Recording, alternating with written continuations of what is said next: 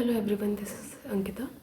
हम बात करने जा रहे हैं सेक्शन 28 से। सेक्शन 28 में बात की जा रही है consent known to be given under the fear और मिसकंसेप्शन। ओके, तो उस कंसेंट के बारे में हम बात कर रहे हैं जहाँ पर कोई भी कंसेंट है वो ऐसे फियर या फिर मिसकंसेप्शन के अंडर में दी जा रही है। तो क्या वो वैलिड होगी कंसेंट या फिर वैलिड नहीं होगी, इन सभी चीज़ों के बारे में जो बताता है हमें वो है सेक्शन 28।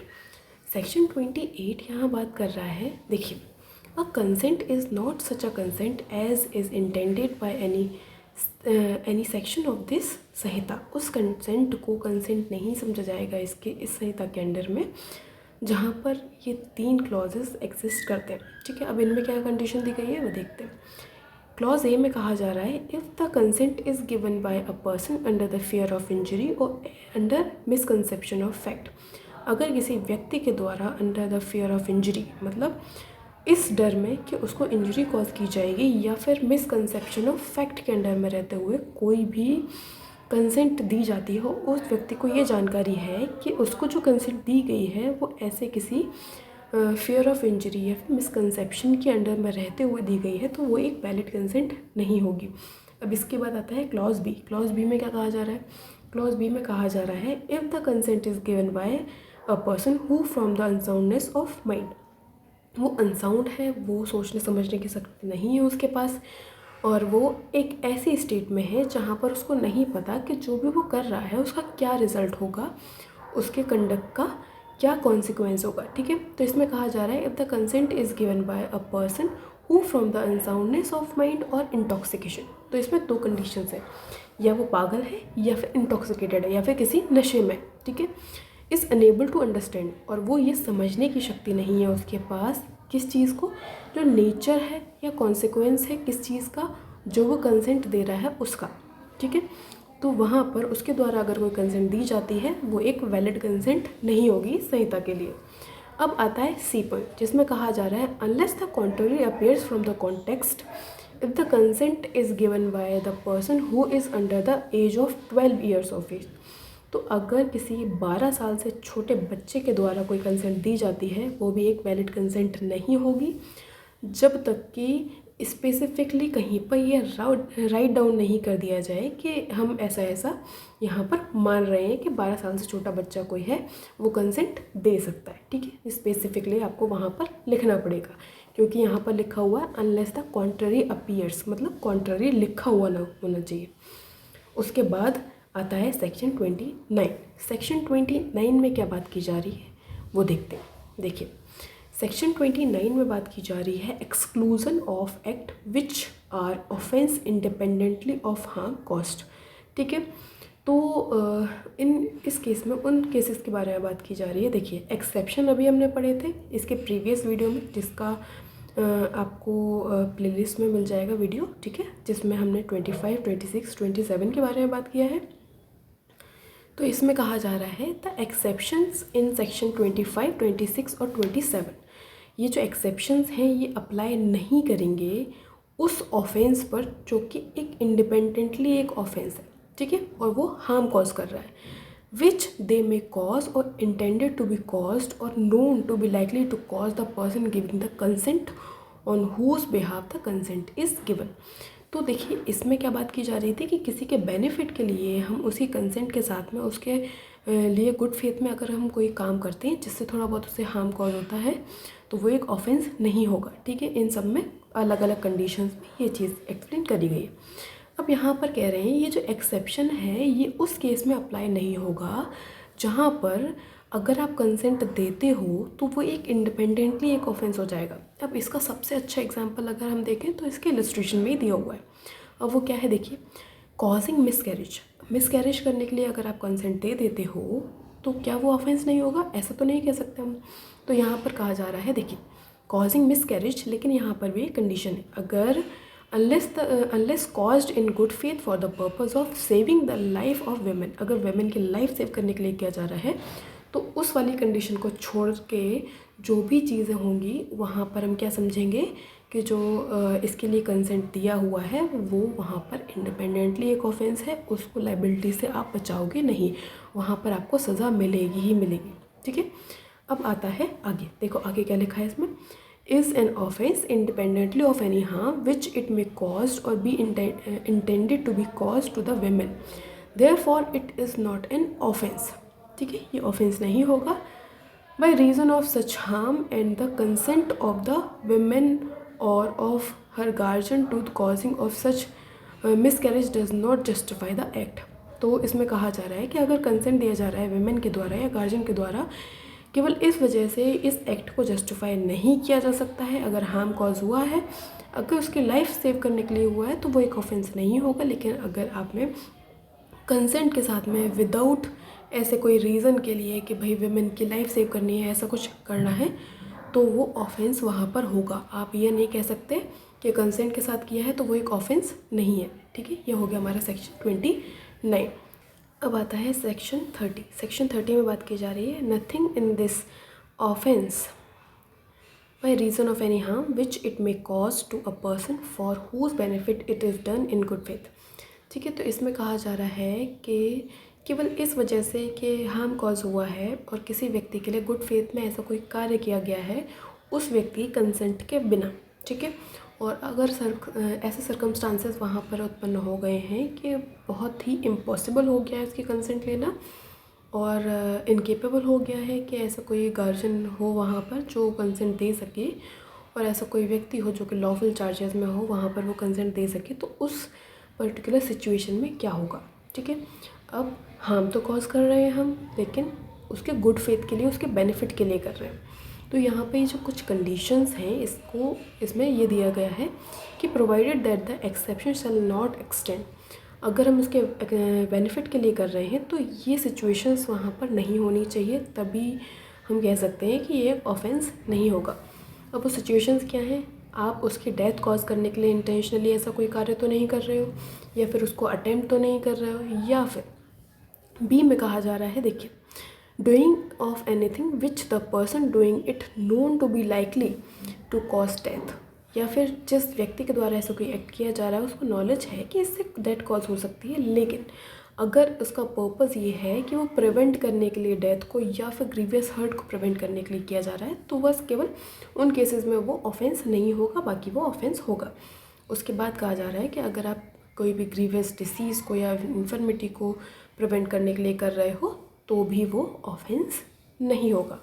अब आता है सी में कहा जा रहा है the voluntary causing of hurt और to attempting to cause hurt for any purpose other than the preventing of death और हर्ट। तो इसमें कहा जा रहा है कि वॉलंटरीली हर्ट कॉज करने के लिए या फिर अटेम्प्ट करने के लिए हर्ट कॉज करने का अगर इस पर्पज़ से अगर कोई ऐसा कोई कार्य किया जा रहा है तो वो एक ऑफेंस है, अनलेस एंड अनटिल कुछ डेथ या फिर किसी हर्ट को प्रिवेंट करने के लिए तो नहीं किया जा रहा। अगर ऐसा प्रिवेंट करने के लिए किया जा रहा है तो वो एक ऑफेंस नहीं होगा। अब आता है डी, अगर आप किसी ऑफेंस का अबेटमेंट करने के लिए कर रहे हो और ऐसा कोई ऑफेंस वहाँ पर कमिट हो जाता है तो वहाँ पर कहा जाएगा कि ये जो एक्सेप्शन है वो अप्लाई नहीं होगा। अब इसमें कुछ कुछ इलस्ट्रेशंस हैं वो हम देख लेते हैं। देखिए, इलस्ट्रेशन 1 है जिसमें कहा जा रहा है Z is thrown from his horse and insensible a surgeon A finds that Z requires. Z एक व्यक्ति है जो कि घोड़े से गिर गया है और वो बेहोश है। एक सर्जन आता है ए, वो कहता है कि जेड को देख करके कि जेड को वहाँ पर जल्दी से जल्दी ज़रूरत है इलाज की, वरना वो जेड जो है वो मर सकता है। लेकिन उसकी इंटेंशन नहीं है कि वो जेड की मृत्यु कारित करे और वो गुड फेथ में जेड के बेनिफिट के लिए वहाँ पर उस पर जो भी प्रोसीजर अप्लाई करेगा उसको रिकवर करने के लिए, ठीक है, तो वहाँ पर क्या कहा जाएगा कि ए ने कोई भी ऑफेंस नहीं किया है। ठीक है, अब बात आती है सेकंड इलस्ट्रेशन की जिसमें कहा जा रहा है Z is carried of by the tiger. Z एक व्यक्ति है जिसको टाइगर लेकर चला गया, उठा ले गया है। ठीक है, ए व्यक्ति है वो फायर करता है टाइगर पर, ये जानते हुए कि जो वो फायर कर रहा है वो वहाँ पर जेड को भी लग सकता है और जेड को लग सकता है उस हिसाब से जेड को वो मृत्यु कारित भी कर सकता है। ठीक है, और उसकी इंटेंशन वहाँ पर ये नहीं है कि वो जेड को मार ही दे, लेकिन उसके गुड फेथ में उसको बचाने के लिए अगर उसने ऐसा कोई कार्य किया है और उसकी बुलेट अगर जा कर के उस व्यक्ति को लग जाएगी तो यहाँ पर ये नहीं कहा जाएगा कि उसने कोई ऑफेंस किया है। वो तो वहाँ पर प्रिवेंट करने के लिए काम कर रहा था, ठीक है। उसकी इंटेंशन किलिंग की नहीं होनी चाहिए, बस इंटेंशन यहाँ पर अपन को देखनी है। इसी प्रकार से बाकी सारे इलस्ट्रेशंस हैं, आप वो भी देख लीजिएगा। अब आता है एक्सप्लेनेशन। एक्सप्लेनेशन में कहा जा रहा है मेरे pecuniary benefit is not a benefit. तो अगर केवल आप पेक्यूनरी बेनिफिट के बारे में बात कर रहे हो तो वो बेनिफिट नहीं है इस सेक्शन के अंडर में और सेक्शन 26 एंड 27 के अंडर में, ठीक है। ये बात की जा रही है सेक्शन में।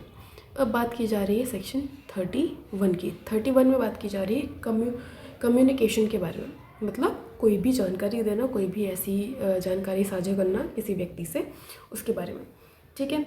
अब बात की जा रही है, देखिए, no communication made in good faith is a offence. तो इसमें कहा जा रहा है कोई भी ऐसी कम्युनिकेशन जो कि गुड फेथ में की गई है वो एक अपराध नहीं होगी, केवल इस वजह से कि उस कम्युनिकेशन की वजह से कोई ऐसा हार्म कॉज हो गया है उस व्यक्ति को जिसको वो की गई है, जो कि उसके बेनिफिट के लिए ही की गई है, तो वो अपराध नहीं होगा क्योंकि वो एक गुड फेथ में की गई है।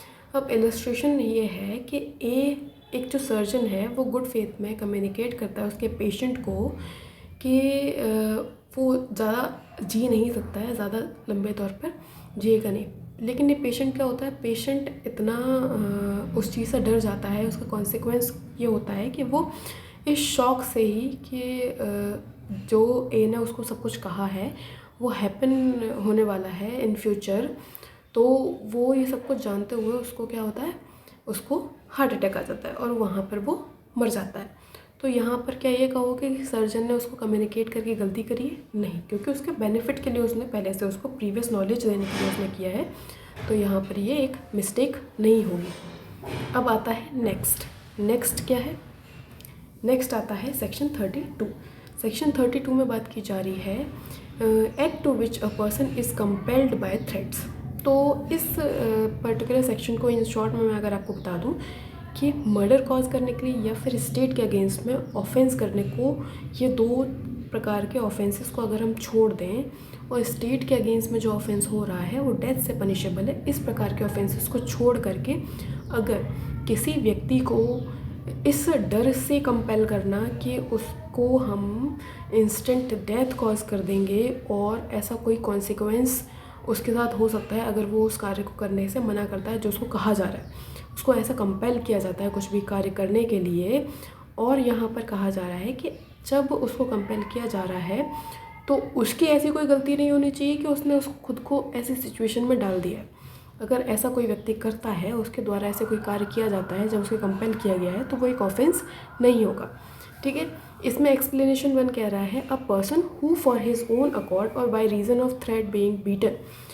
लेकिन अगर कोई व्यक्ति केवल अपने मन से या फिर केवल इस डर से कि उसको पीटा जाएगा, ना कि उसको मारा जाएगा, उसको डर इस चीज़ का होना चाहिए कि उसको इंस्टेंट डेथ दी जाएगी, ना कि उसको पीटा जाएगा, ठीक है। ज्वाइन कर लेता है गैंग ऑफ डकॉइट्स और इस कैरेक्टर को जानते हुए अगर वो ऐसा कोई ऑफेंस करता है तो वहाँ पर इस एक्सेप्शन के लिए लायबल नहीं है, उसको यहाँ पर सज़ा भुगतनी ही पड़ेगी। अब आता है नेक्स्ट एक्सप्लेनेशन 2। एक्सप्लेनेशन 2 में बात की जा रही है a person seized by the gang of dacoits. एक व्यक्ति को ऐसे गैंग ऑफ डकॉइट्स के द्वारा सीज कर लिया जाता है और उसको फोर्स किया जाता है कोई भी ऐसा एक्ट कमिट करने के लिए। तो वहाँ पर अगर वो करता है ऐसा कोई एक्ट जो कि ऑफेंस होता, अगर उसको कंपेल ना किया जाता तो वो क्या होगा, वो एक ऑफेंस नहीं समझा जाएगा क्योंकि वहाँ पर उसको इंस्टेंट डेथ से कंपेल किया गया है उस एक्ट को करने के लिए। यह है सेक्शन 32। अब आता है सेक्शन 33, ठीक है। सेक्शन 33 बात करता है एक्ट कॉजिंग स्लाइट हार्म।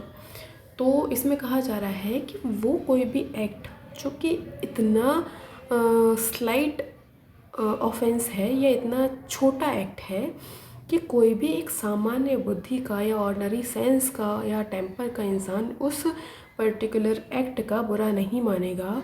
अगर किसी व्यक्ति के द्वारा ऐसे कोई एक्ट किया जाता है तो वहाँ पर वो ऑफेंस नहीं होगा, ठीक है। यह है सेक्शन 33। तो बताइए आपको सेक्शन सारे समझ में कैसे आए हैं, और अगर आपको कोई डाउट है तो वो आप कमेंट सेक्शन में पुट कर सकते हैं। साथ ही बताइए कि आपको वीडियो कैसा लगा है, और अगर आपको वीडियो अच्छे लग रहे हैं तो प्लीज़ वीडियो को लाइक कीजिए और चैनल को सब्सक्राइब कीजिए। साथ में अपने दोस्तों के साथ भी शेयर कर सकते हैं। चलिए अगले वीडियो में मिलते हैं। Thank you so much.